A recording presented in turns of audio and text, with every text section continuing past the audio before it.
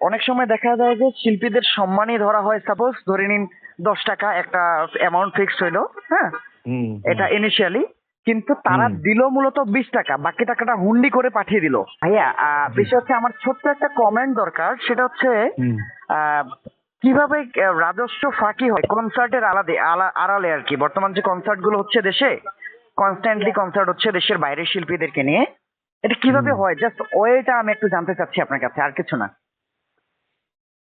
এটা তারা আসলে ফাঁকি। পরিবীক্ষণ ডেস্ক দেখে আমাদের হ্যাঁ।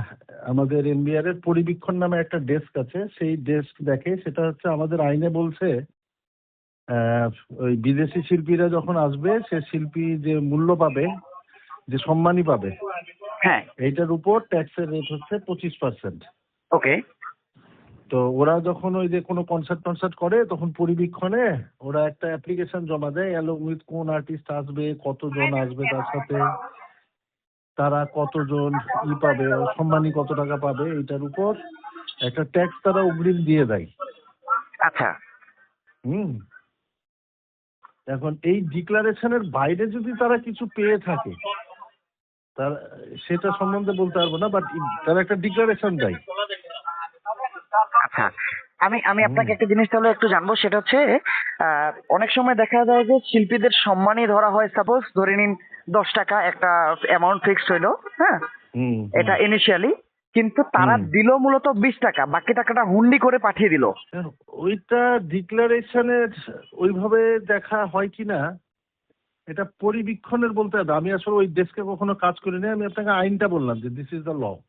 আচ্ছা, এই যে বর্তমান পাকিস্তানের একজন শিল্পী এসেছে দেশে, আতিফ ওকে, আসলাম, আমাদেরকে নিউজটা আজকের আচ্ছা, মধ্যে দিতে হবে, এই জন্য একটু জরুরি হয়ে এটা গেছে একটু জিনিসটা আর আপনি কি। এক কাজ করেন, পরিবীক্ষণের যে থাকে, আমি আসলে ওই প্র্যাকটিসটা বলতে পারবো না, বাট আমি জানি যে ওখানে তারা একটা আবেদন করে, ডিটেইল একটা দেয়, কয়জন মিলে আসছে, কয়দিন থাকবে, কোথায় গিয়ে অনুষ্ঠান করবে, কয় টাকা পাবে, সমস্ত ডিক্লারেশন দেয়, আয়োজকরা ডিক্লারেশন দেয়। আচ্ছা। এই আয়োজকদের ডিক্লারেশনের উপরে তখন তাদের একটা হিসাব করে এনবিআর থেকে একটা ট্যাক্সের হিসাব করে বলে, তখন ওরা একটা ট্যাক্সের পে অর্ডার দিয়ে দেয়। তখন আপনারা ক্লিয়ারেন্সটা দিয়ে দেন, রাইট রাইট রাইট। তারপর সেটা কাস্টমসে দেয়া হয়, এবং সেখান না থেকে না, এটা তারপর। ট্যাক্সের পরিবীক্ষণ, আর ভ্যাটের ওখান থেকে ভ্যাটও নাই। ভ্যাটেরও কোনো একটা উইং থাকার কথা, ভ্যাটের কোনো একটা ডেস্ক থাকার কথা, ওখানে ভ্যাটও তাদের দেওয়ার কথা। হ্যাঁ জি এটা জি কিন্তু জি বর্তমান কনস্ট্যান্টলি দেশের মধ্যে কনসার্ট হচ্ছে, এবং সেগুলোর আড়ালে বিভিন্ন গোয়েন্দা তথ্যের ভিত্তিতে আমরা জানতে পারি যে তারা হচ্ছে এখানে একটা বেশ একটা শুভঙ্করের ফাঁকি হয়। তো এই বিষয়গুলো নিয়ে পরবর্তীতে আপনাদের স্টেপ কি হয় মূলত?